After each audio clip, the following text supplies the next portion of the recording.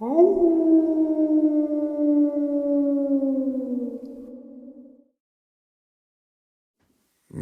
and salutations, everyone. Have I got a treat for you tonight? Before we get into this treat, though, a couple links. As you know, I rely on my Patreon, my PayPal, and my merch to help this channel to continue to grow and go. All those links are in the description below. I also have a second channel for creepypasta, fanfiction, and scary voice acting. Stories that, they just don't fit on this channel. Now, if that's anything that you're into, follow that link and give those stories a listen. You may just like what you hear. Also, last but not least, I have finished 2 of the audiobooks by Tom Lyons, Dogman, Frightening Encounters, Volume 1 and 2.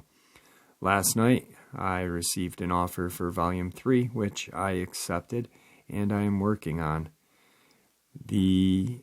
Apparently, the division that puts these audiobooks out in Audible is swamped with submissions. So right now we are waiting for 1 and 2 to get on Audible for you guys to go and listen to. The second they are, I will let you guys know when they are available. Like I said, I'm working on Volume 3 right now. All right, everybody. Tonight I have a very special guest. His name is Justin. I don't know a lot about him. He was, I'd spoken to the subscriber Kimmy, and she told me about his encounter. I actually narrated his encounter very briefly on the channel. He agreed to come on to the channel and share his encounter. Justin, how are you today? I'm doing all right. How are you? I'm great. Thank you for coming on the show. I really appreciate that. And I want to tell everybody a little bit about yourself. Yeah, sure. All right. All right. So my name is Justin. I am a member of the Seminole Nation of Oklahoma. I currently reside in New Mexico, and like the channel that you run here, I'm interested in a lot of things like that, like the cryptid things, like the Bigfoots, the shapeshifters, thunderbirds, things like that. Usually it's mostly things like the Native American mythical things too. Right. But that's pretty much what I'm interested in.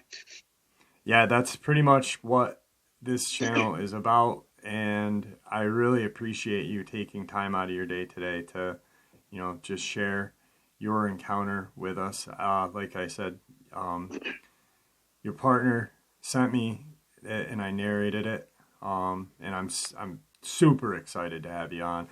Oh, thank you. How did that go down? Like, just right now, you've got the floor.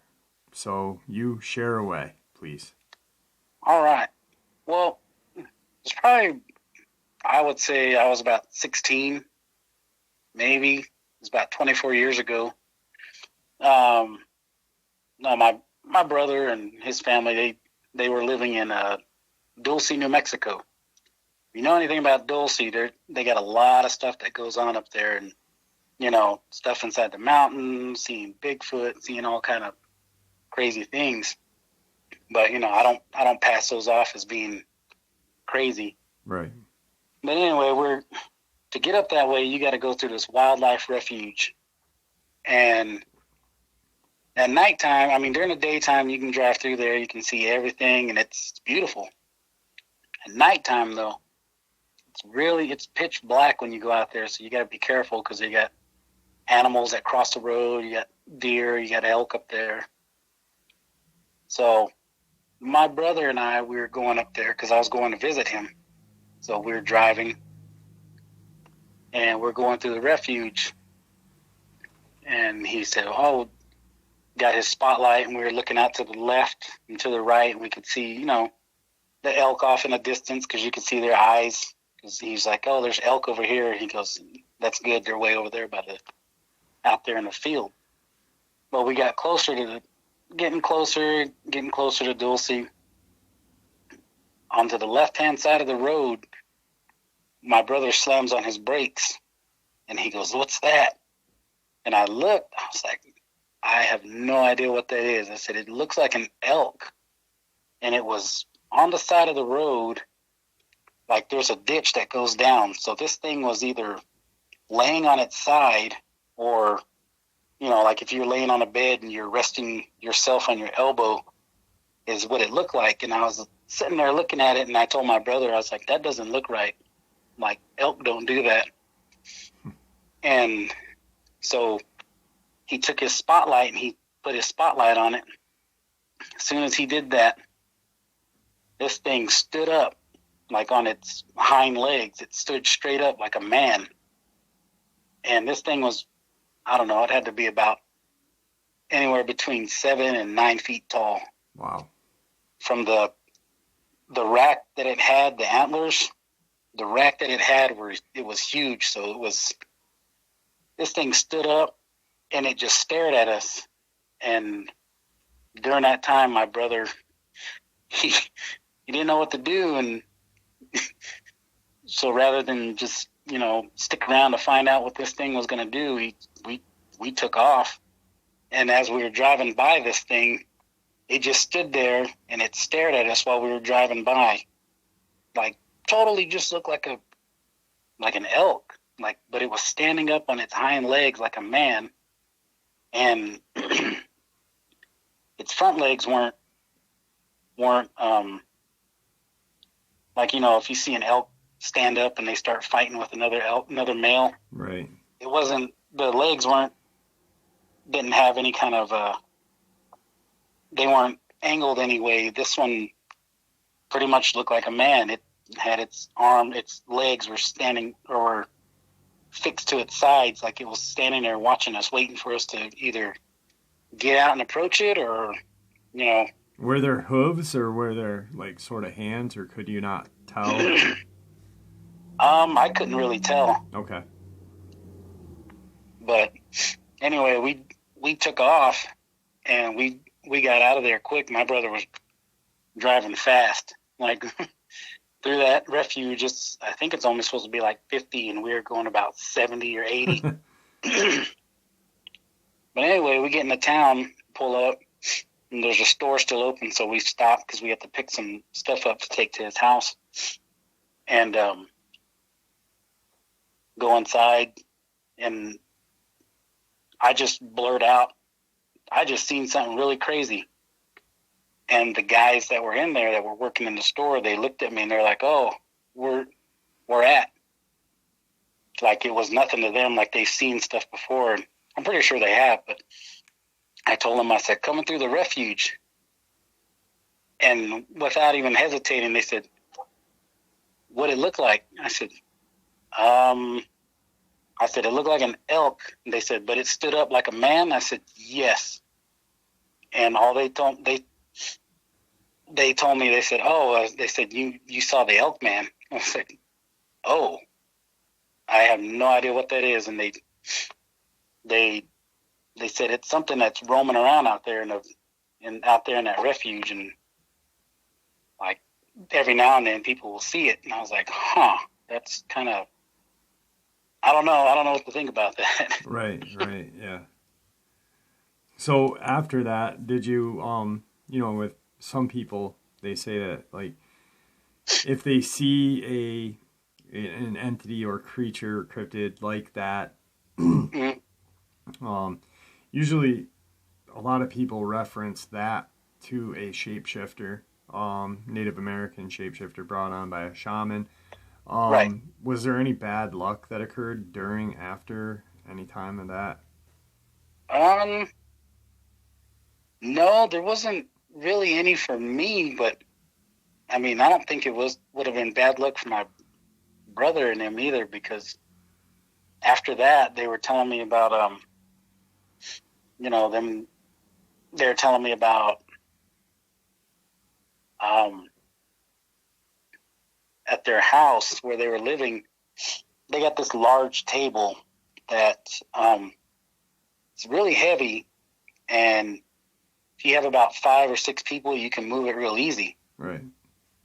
Well, one night they said that they were all sitting in the house in the living room, and it's like a, I don't know, like a big double wide trailer because it's out there on the Hickory Apache Reservation, and so they're sitting in a trailer, and then like my brother-in-law, I guess he told them it smells really bad outside, like a skunk or something really musty. Or he thought maybe it was a bear or something like that, but because they had their dumpsters right there in the carport where that table was, so they had the table in front of those dumpsters. So the only way anything can move that is if it would just, I don't even know if, a bear maybe, but right. My brother said that, or my brother said, yeah, it smelled like a skunk. He said the whole time. He said, and you could hear something outside. It sounded like it was grunting. And he said it didn't really sound like a bear. He said it sounded like actually like somebody walking around out there, like footsteps. He said, and the next thing you know, you hear this table move like nothing, like somebody just slid a chair across the floor. And it walks off. But during this time, my brother and them, they had a dog outside. That the dog was mean. Like the dog wouldn't let nobody in the front yard. So for that dog to not bark at whatever was out there is kind of weird to me. Right. Yeah. Yep. The res dogs get a little temperamental. Yeah. But yeah, and then after that, he said that they went outside to check it out after whatever left and looked around, and they said the table was slid pretty much across the carport, and then the trash cans were dumped over, like whatever was looking through it. But yeah, the next day they said one of their neighbors that lived down the street said, yeah, did you guys hear that thing last night? And they said, oh, yeah, we heard something. We don't know what it was. Probably a bear or something. And they said their neighbor said, nah, it was the Bigfoot that lives in the mountains. And, I've never seen one before, but I'm pretty sure there are there. Right. There's some there, but yeah, that's pretty much the only thing that happened after that. Okay. After me and him seeing that elk creature thing. Right. Now, when you going back real quick, I don't know why I forgot, but when you guys were coming up and you guys spotted the initial elk on the other side, you saw the eye shine. Was there a different eye shine of the elk man, or was it almost similar to what you were seeing on the regular elk? Oh no, it was a little bit different. Like the eye color of this thing was, it was kind of yellowish. So it wasn't like a yellow greenish color. It wasn't like how if you'd see like an eye shine of like the elk is kind of like a whitish, or I guess it'd be whitish like. Right, like a deer almost. Mm-hmm. Okay. But this one was kind of like a greenish yellow color. But yeah, it stood up on its hind legs. It stood up just like a man. Like when it got up, it pretty much pushed itself off. Like it was like if it had hands, and it just pushed itself up and stood up. And that's what me and my brother were sitting there looking at it like, do we get out and look at it, or we just leave? So, we ended up just leaving.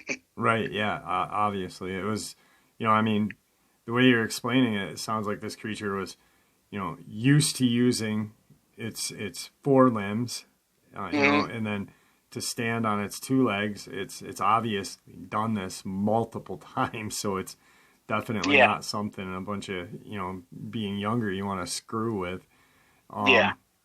How far of a distance away was that sighting from where your brother-in-law's home was that had the Bigfoot thing? Let's see. It was, I would say we were about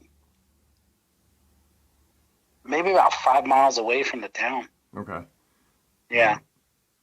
Wow, that's really close. I mean, and New Mexico is notorious for a lot of strange things there. Anyway, it's just Right. it's like a hub of paranormal, cryptid, whatever you name it. It's there. You know, you've got the Teo Sound or whatever that's called, and Right. you know, so is that anywhere near where you guys were? No, it's not. Okay. All right. All right. Well, I really appreciate you coming on the show, and you know, taking some time out of your day and sharing that with us. I think it's better when, you know, I mean, I like to narrate the encounters, but I think it really matters when the person that it happened to, that way Yeah. more people hear it and they're like, hey, this guy shared his encounter. You know, maybe it's a time that we share ours, and that way maybe the more people come out, maybe then the truth will come out a little bit, hopefully. Yeah. Yeah. Maybe. Hopefully. Yeah. So, Because there's a lot of things out there that, I mean, growing up, my grandma, she would always tell us about. She said, "There's things out there. There's things out there that, if you're supposed to see them, you'll see them." But then she also would tell us that if these things are coming out and you're seeing them, that means that there's something wrong. yeah. Yeah. Like, oh, okay. So Your grandma sounded like a wise woman. Now, you grew up in Oklahoma, correct? Or no? no, actually, I was born there, and I lived there for till I was 4, and then myself and my parents moved me out to Parker, Arizona, Okay. and then I was out there until I was about 12, and then we ended up moving out to New Mexico. So Okay. I only brought that up because Oklahoma is a hotbed as well for. yes, it is. Yeah, I mean, you've got all sorts of Dogman sightings, Bigfoot sightings, unexplainable cryptid sightings. You know, I mean, it's Yeah, another hotbed. like a shapeshifter legend that we have in the Seminole. We have Yeah, could you share that with us, please? That'd be awesome. sure. Yeah, the shapeshifter legend that we have is, I mean, we have a few of them, but one of them that's like the, one that nobody really wants to mess around with is they're called Steginis. And what those are, they're pretty much just giant owls, but it's like, I guess it would be kind of compared to the Seminoles would compare the Stigini to what the Navajos would call a skinwalker. Okay. So it's this person is the Stigini is somebody that practices like the dark magic and does things like that.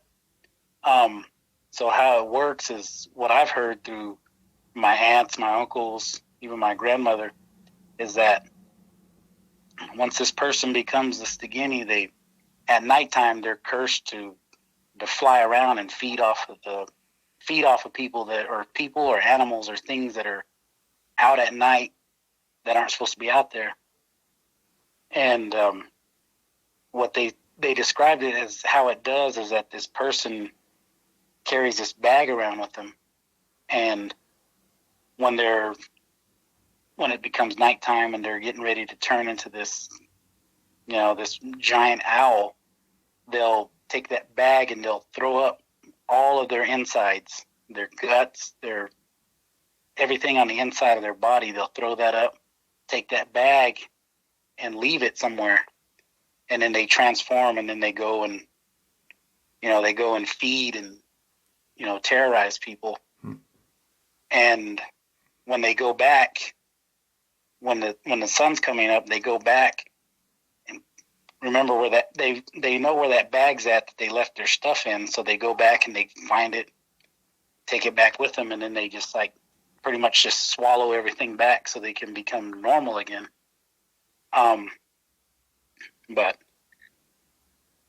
But yeah, so they'll do that, and then like every now and then you'll hear about people saying like, "Oh yeah, we found this bag," and you open it up, and there's stuff in it.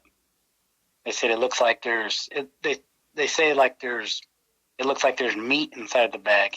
So what they'll do is they'll take it, burn it, and then maybe like a few days later you hear about somebody that passed away or they died or something, and you start thinking about, oh, that bag that they burned, was it that person, or did that person die of natural causes or something? But it's one of those things that I grew up hearing about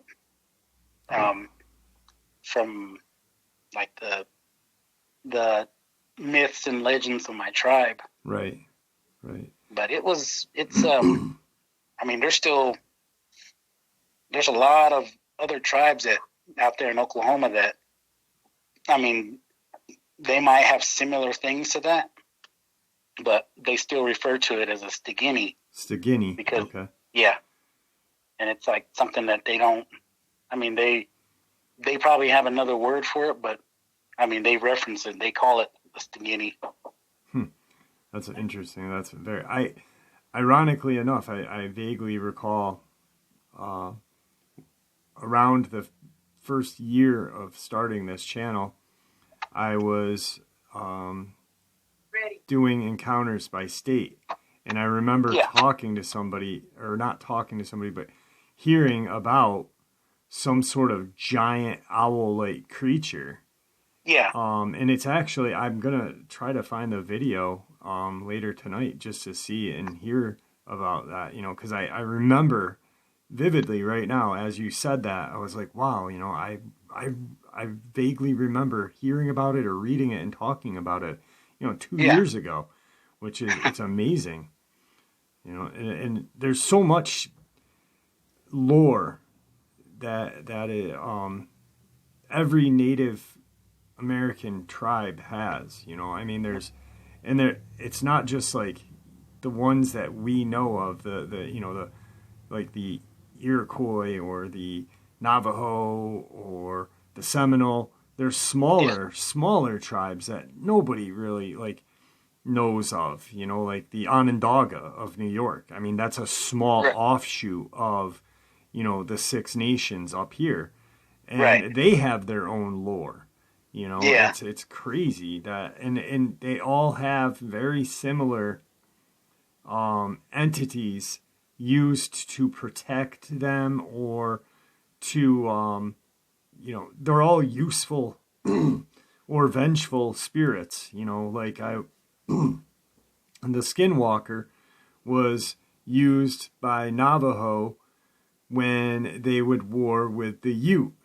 And, it's now this Skinwalker is referred to, it's everywhere in America. It's anytime there's a Shapeshifter story, I saw a Skinwalker, and it drives me absolutely insane.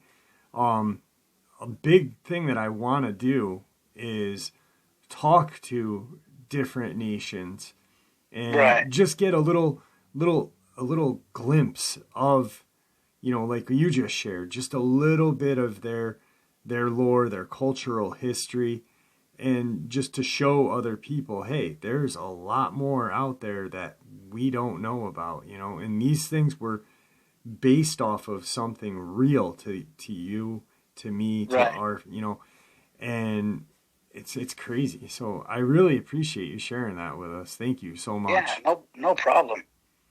So, well, is there anything that you'd like to say to everybody before we end the interview?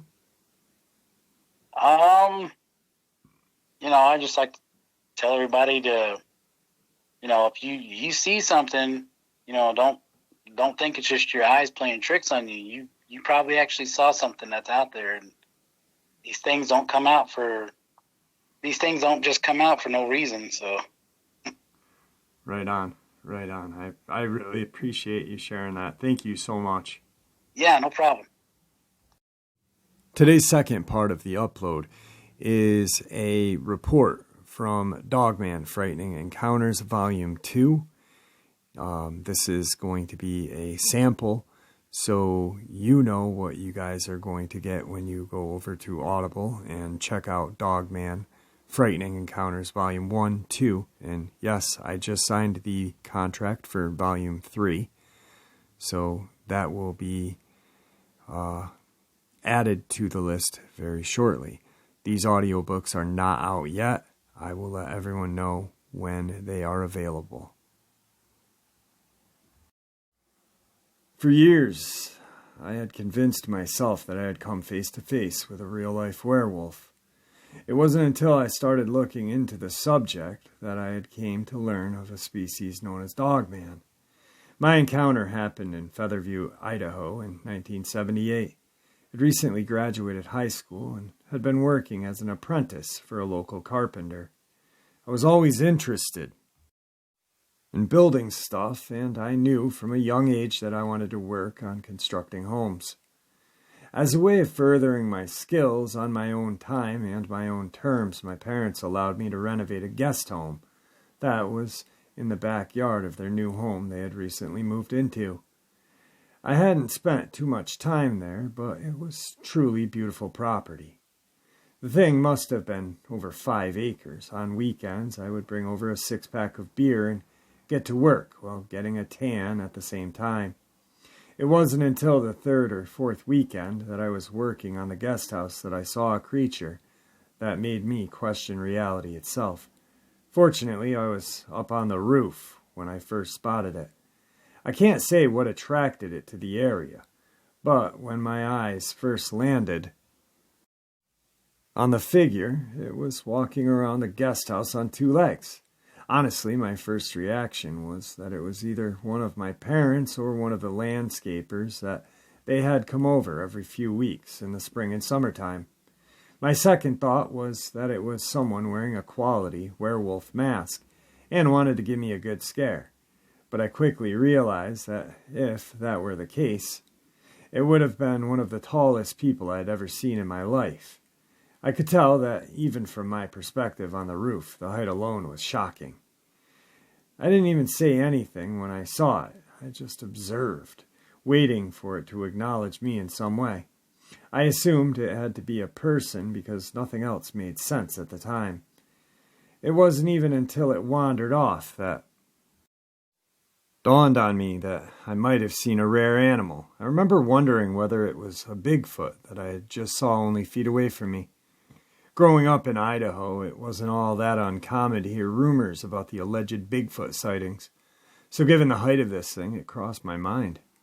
I didn't even tell my parents about the first sighting. I was still trying to understand what it was that I had just seen. They were so happy about their new home that I didn't want to risk worrying them. Although, I don't think they would have believed me, even if I tried to tell them what I saw. They probably would have thought it was a black bear or a large stray dog or whatever. And the worst case scenario would be that they questioned whether strangers were wandering onto their land. By the time the following weekend had come around, I had pretty much convinced myself that I had imagined the whole thing. I hadn't told anyone else about it, and began to doubt the reliability of my memory. Nothing out of the ordinary happened during the next weekend, but it was the weekend after that where things got even weirder. I was in the little kitchen area of the guest house installing a brand new refrigerator when I noticed movement through the nearest window. When I got closer to the window, I saw the hind legs of something that was bent over and focused on something on the ground in front of me. See, the main reason I thought it was a werewolf was that while I was looking at it through the window, I could have sworn I heard it mumbling something to itself. Not anything in English or any language I had heard, but it seemed clear that there was form to it. I should mention that was the only time I thought I heard the thing speak, so I suppose I could have mistaken it for something else. I've never seen any other reports of Dogman allegedly speaking, but given how many reports there are that involve Sasquatch, is it that far-fetched of an idea? I remember how I walked over to the door and locked it before I strolled back to the window. The creature was still present, so I banged on the wall, hoping to startle it, so it would run back to wherever it came from. Surprised, it leapt backward a few feet, and that's when it locked eyes with me. There was something so sinister about the way it looked at me. I'm convinced that I saw legitimate anger in those eyes. I got so freaked out when it locked eyes with me that I walked into the bedroom, closed the curtains, and waited there for I don't know how long.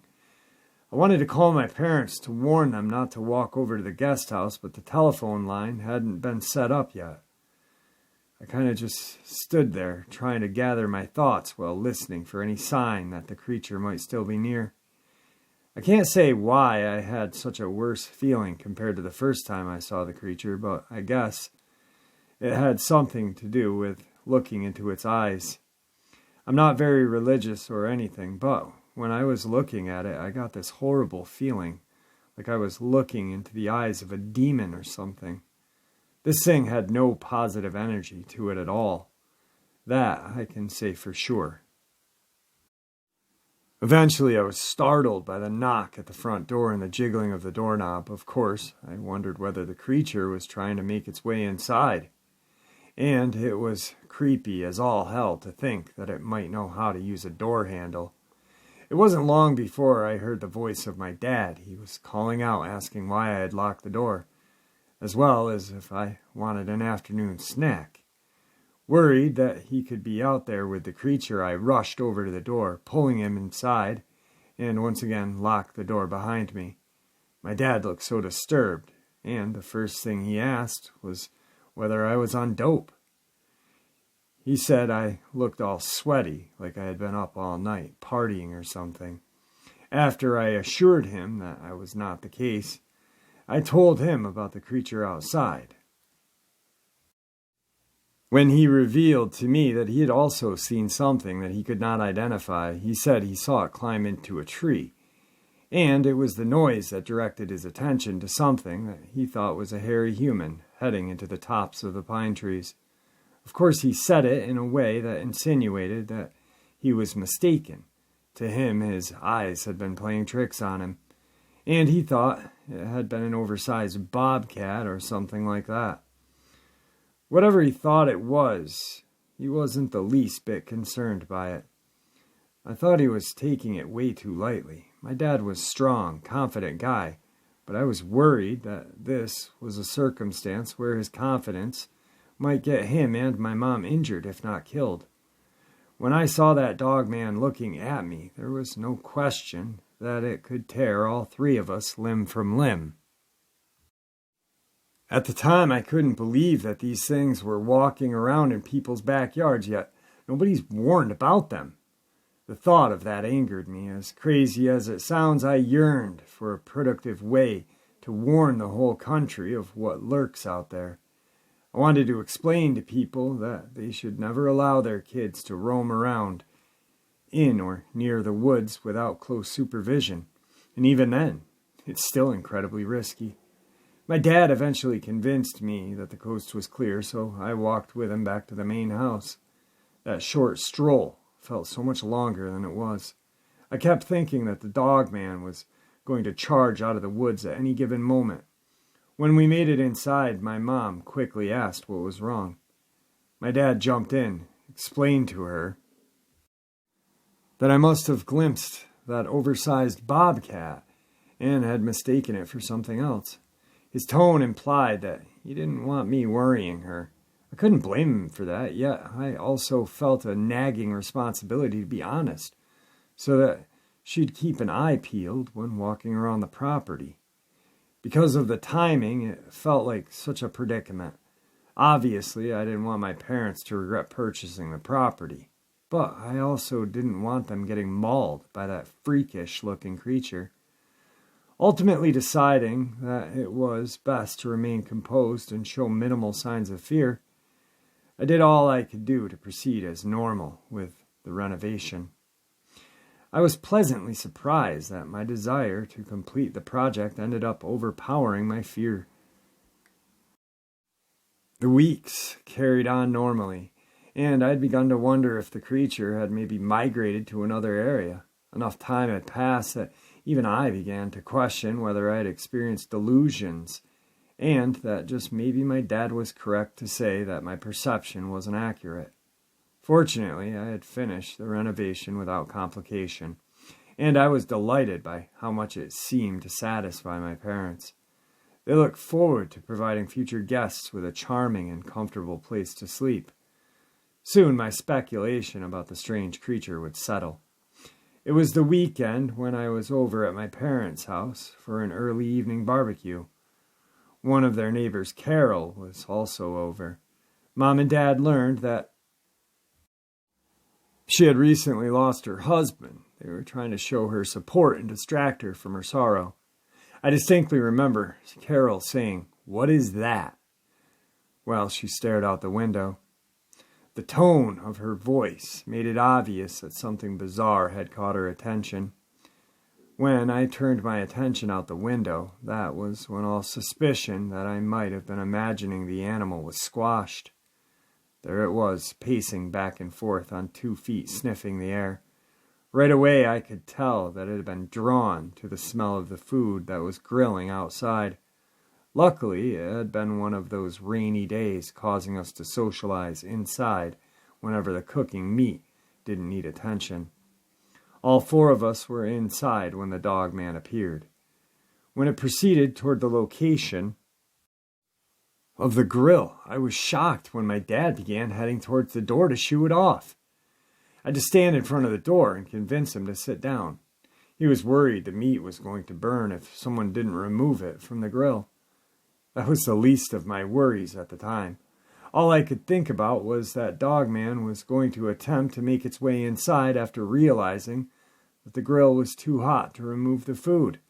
Of course, that was when I assumed that the creature's intelligence was akin to that of an average wolf. It sent chills up my spine as the 4 of us stared through the window and watched the creature use one of its large hands to grip the handle and open the grill. Its body language conveyed that it had previously dealt with that kind of contraption on several occasions. Furthermore, it didn't even attempt to remove the meat with its hands, even though the tongs were resting on the plate beside the grill. It walked over, grabbed a stick from the nearby ground, and used it to nudge the meat off the flames. After most of the meat fell onto the concrete, the creature got down onto both knees and consumed it like a savage. It was at that moment that I felt like I was watching a homeless man with a dog's head eat the first meal of the month. My brain had so much trouble deciding whether I was looking at something that was more man or more animal. As I looked into my dad's eyes, I could tell that he was ready to forfeit any beliefs that we were dealing with something even remotely normal. In fact, he even apologized to me for implying that I was overreacting. As we continued to watch the animal feed, Carol brought up how she had heard the oddest of noises outside her bedroom window plenty of times.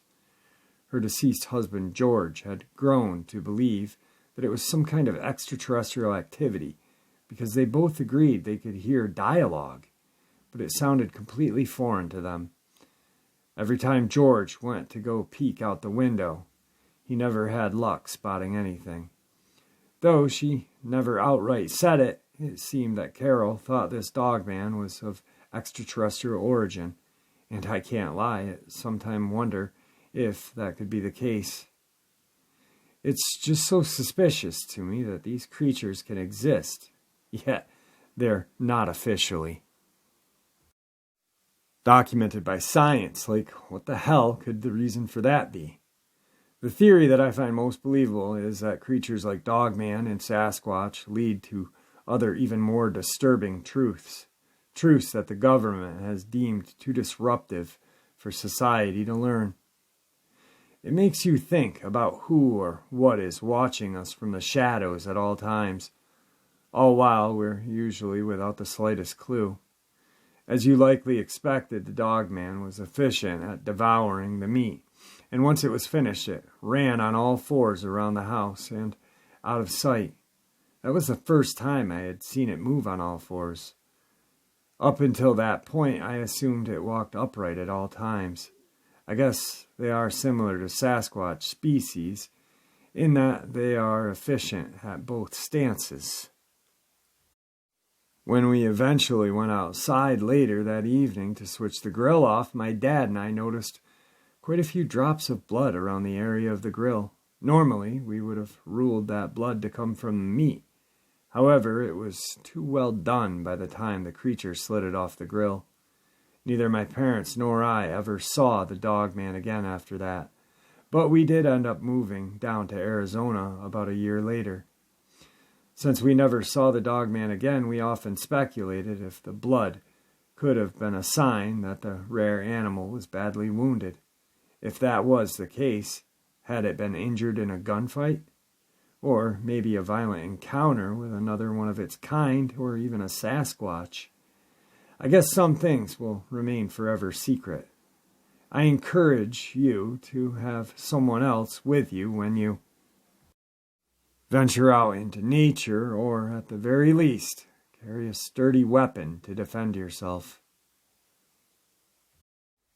That is, of course, one of the many reports you guys will hear in the Dogman Frightening Encounters by Tom Lyons, narrated by me, Jeffrey Nadolny.